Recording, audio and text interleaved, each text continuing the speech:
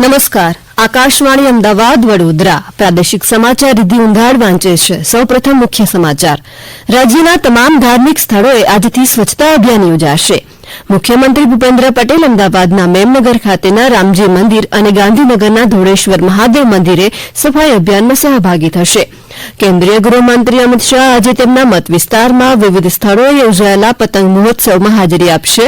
આવતીકાલે બનાસ ડેરી અને સહકારી સંસ્થાઓના વિકાસલક્ષી પ્રકલ્પોનું ખાતમુહૂર્ત અને લોકાર્પણ કરશે. મુખ્યમંત્રી ભૂપેન્દ્ર પટેલે ઉત્તરાયણના પર્વને ધ્યાને રાખીને આગામી 20મી જાન્યુઆરી સુધી ચાલનારા કરુણા અભિયાનની શરૂઆત કરાવી. સમગ્ર રાજ્યમાં આજે ઉત્તરાયણના પર્વને ધાર્મિક આસ્થા અને હર્ષોલ્લાસ સાથે ઉજવણી કરવામાં આવી રહી છે. સમાચાર વિગતવાર. સમગ્ર દેશ સહિત રાજ્યભરમાં આજથી નાના મોટા ધર્મસ્થાનો પર સ્વચ્છતા અભિયાન હાથ ધરવામાં આવશે. ઉલ્લેખનીય છે કે પ્રધાનમંત્રી નરેન્દ્ર મોદીએ દેશના તમામ નાના મોટા ધર્મસ્થાનો ખાતે 14 થી 22 જાન્યુઆરી સુધી સાફ સફાઈ અભિયાન હાથ ધરવા સૌને આહવાન કર્યું છે. તેને ધ્યાનમાં રાખીને રાજ્યના તમામ ધાર્મિક સ્થળોને સ્વચ્છ અને પવિત્ર બનાવવા જન આંદોલન શરૂ કરવામાં આવ્યું છે. આ દરમિયાન મુખ્યમંત્રી ભૂપેન્દ્ર પટેલ આજે અમદાવાદના મેમનગર વિસ્તારમાં રામજી મંદિર ખાતે અને ગાંધીનગર નજીક ધોળેશ્વર મહાદેવ મંદિરમાં સામૂહિક સ્વચ્છતા અભિયાનમાં સહભાગી થશે. જેમાં તમામ યાત્રાધામોનું પરિસર, ધાર્મિક સ્થળોના મુખ્ય પ્રવેશ માર્ગો તથા ભક્તોની અવરજવર થતી આજુબાજુની જગ્યાની સ્વચ્છતા વ્યવસ્થિત રીતે જળવાય તેવી ઝુંબેશ હાથ ધરવી, કચરો યોગ્ય જગ્યાએ સુવ્યવસ્થિત નિકાલ થાય તે રીતે ડસ્ટબિન તથા અન્ય વસ્તુઓનું વ્યવસ્થાપન ગોઠવી તેના કચરાનું યોગ્ય રીતે ડમ્પિંગ કરવામાં આવે તેમજ કોઈપણ સ્થાન ઉપર કચરો બિલકુલ ન દેખાય તેની ખાસ કાળજી લેવાશે. આ સમગ્ર અભિયાનમાં પદાધિકારીઓ, સહકારી સંસ્થાઓ, ધાર્મિક સંગઠનોના વિદ્યાર્થીઓ તથા શૈક્ષણિક સંસ્થાઓ સહયોગ લેવામાં આવશે અને સમાજના તમામ વર્ગોને સ્વચ્છતા અભિયાનમાં સહભાગી થવા અનુરોધ પણ કરવામાં આવ્યો છે. કેન્દ્રીય ગૃહમંત્રી અમિત શાહ આજે તેમના મત વિસ્તારમાં વિવિધ સ્થળોએ યોજાયેલા પતંગ મહોત્સવમાં હાજરી આપશે. શ્રી શાહ આજે સવારે 10 વાગે જમાલપુર ખાતેના શ્રી જગન્નાથ મંદિરમાં પૂજા અર્ચના કરશે. ત્યારબાદ તેઓ વેજલપુર વિધાનસભા વિસ્તારમાં જીવરાજ પાર્ક ખાતે યોજાયેલા પતંગ મહોત્સવમાં હાજરી આપશે. સાંજે તેઓ ગાંધીનગર ઉત્તર વિધાનસભાના વાવોલ ખાતેના મહોત્સવમાં ઉપસ્થિત રહેશે. ત્યારબાદ તેઓ સાબરમતી વિધાનસભા મત વિસ્તારના ચાંદલોડિયા ખાતેના પતંગ મહોત્સવમાં હાજરી આપશે.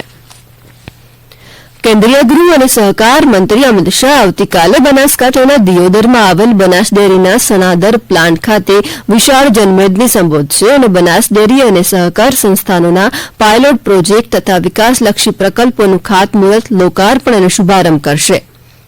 બનાસકાંઠા જિલ્લાના પશુપાલકો અને ખેડૂતોના સર્વાંગી સુખાકારીમાં વધારો કરવાના હેતુ સાથે બનાસ ડેરીના ચેરમેન શંકરભાઈ ચૌધરીના નેતૃત્વમાં વિવિધ વિકાસના પ્રકલ્પો હાથ ધરવામાં આવેલા છે. જ્યાં કેન્દ્રીય મંત્રી અમિત શાહના હસ્તે ભીલડી ખાતે નિર્માણ પામનાર Banas bovine and breed research centre સહિત બનાસકાંઠા અને પંચમહાલ જિલ્લાના પાયલોટ પ્રોજેક્ટનો શુભારંભ કરવામાં આવશે.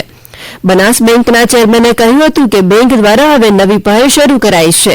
બનાસ બેંક દ્વારા સહકાર વિકાસ અંતર્ગત પશુપાલકોને 50,000 સુધી 0% વ્યાજ દરે માઇક્રો એટીએમ અને કિસાન ક્રેડિટ કાર્ડનો શુભારંભ કેન્દ્રીય મંત્રી અમિત શાહ દ્વારા કરવામાં આવશે. મુખ્યમંત્રી ભૂપેન્દ્ર પટેલે ગઈકાલે બોડકદેવ ખાતે વાઇલ્ડ લાઇફ કેર સેન્ટરની મુલાકાત લીધી હતી. ખાસ કરીને ઉત્તરાયણના પર્વને ધ્યાને રાખીને આગામી 20મી જાન્યુઆરી સુધી કરુણા અભિયાનની શરૂઆત કરાઈ છે. જે અંતર્ગત પતંગની દોરીથી ઇજાગ્રસ્ત થયેલા પક્ષીઓની સારવાર કરવામાં આવશે. રાજ્યભરમાં 900થી વધુ પક્ષી નિદાન કેન્દ્રો, 750થી વધુ વેટરનિટી તબીબો તેમજ 7,700થી વધુ સેવાભાવી સ્વયંસેવકો આ કરુણા અભિયાનમાં સહભાગી થશે. રાજ્યમાં 459 કલેક્શન સેન્ટર અને 488 સારવાર કેન્દ્ર કાર્યરત કરાયા. આ કેન્દ્રો પર 738 પશુ ચિકિત્સક અને 8,060 કર્મચારી તથા સ્વયંસેવકો ખડેપગે સેવા આપશે. સમગ્ર રાજ્યમાં દરરોજ સવારે 7 થી સાંજે 6 વાગ્યા સુધી તમામ તાલુકાઓમાં વન વિભાગ દ્વારા કંટ્રોલ રૂમ કાર્યરત રહેશે.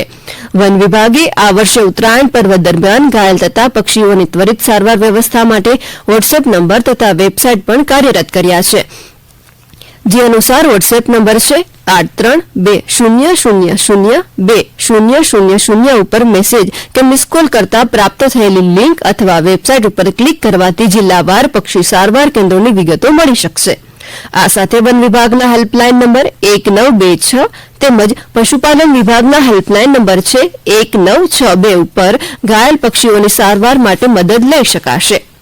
આ સમાચાર આપ આકાશવાણીના અમદાવાદ વડોદરા કેન્દ્ર પરથી સાંભળી રહ્યા છો. વધુ સમાચાર આપ અમારી વેબસાઇટ newsonair.gov.in/ગુજરાતી પર વાંચી શકશો.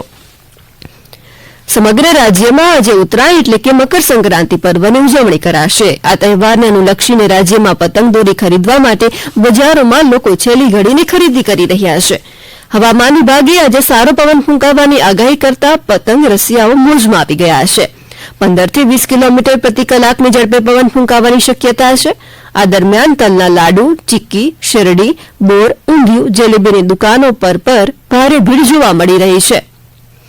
ખાસ કરીને અમદાવાદના રાયપુર, કાલુપુર, દિલ્હી દરવાજા સહિતના મોટાભાગના બજારોમાં પતંગ રસિયાઓ મોડી રાત સુધી પતંગો ખરીદી રહ્યા હતા, તો યુવાનો ઉત્તરાયણના તહેવારને માણવા આતુર જોવા મળી રહ્યા છે. આ વર્ષે અવનવી અને રંગબેરંગી પતંગ આકર્ષણનું કેન્દ્ર બની છે. આ દરમિયાન પતંગથી દોરીથી ઇજાગ્રસ્ત થયેલા પક્ષીઓની સારવાર કરી બચાવવા માટે સર્વધર્મ સેવા ટ્રસ્ટે આંબાવાડી, દાણી લીમડા, પ્રેમ દરવાજા, ઓઢવ, પાંજરાપોળ, બોડકદેવ સહિત 8 સ્થળે પક્ષીઓ માટે ખાસ ઓપરેશન થિયેટર બનાવ્યા છે. પ્રેમ દરવાજા સેન્ટરમાં 7 ડોક્ટર અને 50 સ્વયંસેવકની ટીમ પણ હાજર રહેશે. ઉપરાંત મનુષ્ય અને પક્ષી બંને માટે ઘાતક એવી ચાઇનીઝ દોરી તેમજ તુક્કલના લીધે બનતી આગની ઘટનાઓ બાબતે પોલીસે તકેદારી રાખવા પણ જણાવ્યું છે. રાજ્યપાલ આચાર્ય દેવવ્રતે અને મુખ્યમંત્રી ભૂપેન્દ્ર પટેલ સહિત અનેક મહાનુભાવોએ લોકોને ઉત્તરાયણ અને મકર સંક્રાંતિ પર્વની શુભેચ્છા પાઠવી છે. પતંગ ઉત્સવની ઉજવણી ખૂબ જ સલામતી અને સાવધાનીપૂર્વક કરવાની તાકીદ કરતા શ્રી દેવવ્રતે તેમના સંદેશામાં જણાવ્યું કે પક્ષીઓ અને પશુઓના જીવ ન જોખમાય એ જોવાની જવાબદારી પણ આપણી છે. ઉત્તરાયણનું પર્વ કરુણા અને સંવેદનાનું પર્વ બની રહે તેવી તેમણે શુભેચ્છા પાઠવી હતી. મુખ્યમંત્રી ભૂપેન્દ્ર પટેલે સૂર્યદેવની કૃપા સૌ નાગરિકો પર બની રહે તેવી પ્રાર્થના કરતા ઉત્તરાયણ પર્વ અને મકર સંક્રાંતિની શુભેચ્છા પાઠવી હતી અને દરેક નાગરિકો પોતપોતાના ક્ષેત્રમાં પતંગની જેમ ખૂબ ઊંચાઈ હાંસલ કરે એવી પણ શુભેચ્છા પાઠવી છે. મહીસાગર પોલીસ દ્વારા જિલ્લાના તમામ તાલુકામાં ઉત્તરાયણના તહેવારને લઈને ફ્લેગ માર્ચ યોજવામાં આવી હતી. ઉત્તરાયણ તહેવાર તેમજ આવનાર અન્ય ઉત્સવોને લઈને મહીસાગર જિલ્લા પોલીસ સતર્ક બની છે. જિલ્લાના તમામ 6 તાલુકા મથક અને જિલ્લાના બજારોમાં પોલીસે પેટ્રોલિંગ હાથ ધર્યું હતું. ડીવાયએસપી પીએસ વળવીની ઉપસ્થિતિમાં ટાઉન પીઆઈ, એલસીબી, એસઓજી શાખા, D staff, town police station staff, home guard જવાનો, જીઆરડી જવાનો સહિત પોલીસ કાફલા દ્વારા શહેરના વિવિધ માર્ગો ઉપર ઉત્તરાયણ પર્વને લઈ ફૂડ પેટ્રોલિંગ હાથ ધરવામાં આવ્યું હતું. દીવ વાત્સલ્ય સંસ્થા દ્વારા ચક્રતીર્થ બીચ પર મકર સંક્રાંતિની ભવ્ય ઉજવણી કરવામાં આવી. સાથે જ મનોદિવ્યાંગ બાળકોએ પતંગ ચગાવી ઉત્તરાયણની પણ ઉજવણી કરી હતી. અમારા દીવના પ્રતિનિધિ ભારતી રાવલ જણાવે છે કે દર વર્ષે બાળકોમાં ખુશી લાવવા મકર સંક્રાંતિની ઉજવણી વાત્સલ્ય સંસ્થા દ્વારા કરવામાં આવે છે. આ સમગ્ર કાર્યક્રમનું આયોજન વાત્સલ્ય સંસ્થાના સેક્રેટરી ઉસ્માનભાઈ ઓરાના નેતૃત્વમાં કરવામાં આવ્યું હતું. રાજ્યપાલ આચાર્ય દેવવ્રતના હસ્તે ગઈકાલે રાજકોટ જિલ્લાના કાગદડી ખાતે શ્રી સ્વામિનારાયણ કન્યા ગુરુકુળનું શિલારોપણ કરવામાં આવ્યું હતું. આ તકે રાજ્યપાલને આ કન્યા ગુરુકુળના ટ્રસ્ટી તરીકે ઘોષિત કરવામાં આવ્યા હતા. આ તકે શ્રી દેવવ્રતે સંબોધન કરતા કહ્યું કે વર્તમાન સમયમાં દીકરીઓ માટે ગુરુકુળની ખાસ આવશ્યકતા છે. આવા કન્યા ગુરુકુળમાં દીકરીઓના શિક્ષણથી પરિવાર, સમાજ અને રાષ્ટ્રનું નિર્માણ થશે. આ અવસરે કેન્દ્રીય મત્સ્ય અને પશુપાલન મંત્રી પરસોત્તમ રૂપાલા, શિક્ષણ રાજ્યમંત્રી પ્રફુલ્લ પાનસરિયા સહિત સંતો અગ્રણીઓ ઉપસ્થિત રહ્યા હતા.